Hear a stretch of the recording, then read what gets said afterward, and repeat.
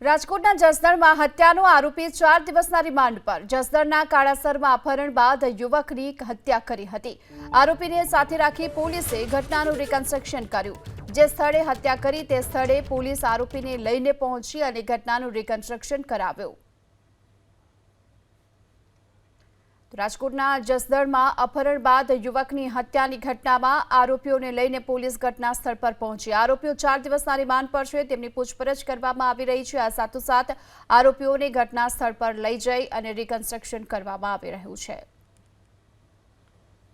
આરોપીને સાથે રાખી પોલીસે ઘટનાનું રિકન્સ્ટ્રક્શન કર્યું। જે સ્થળે હત્યા કરી તે સ્થળે પોલીસ આરોપીને લઈને પહોંચી અને ઘટનાનું રિકન્સ્ટ્રક્શન કરાવ્યું। રાજકોટના જસદણમાં અપહરણ બાદ યુવકની હત્યાની ઘટનામાં આરોપીઓને લઈને પોલીસ ઘટના સ્થળ પર પહોંચી। આરોપીઓ 4 દિવસના રિમાન્ડ પર છે, તેમની પૂછપરછ કરવામાં આવી રહી છે। આ સાથોસાથ આરોપીઓને ઘટના સ્થળ પર લઈ જઈ અને રિકન્સ્ટ્રક્શન કરવામાં આવી રહ્યું છે।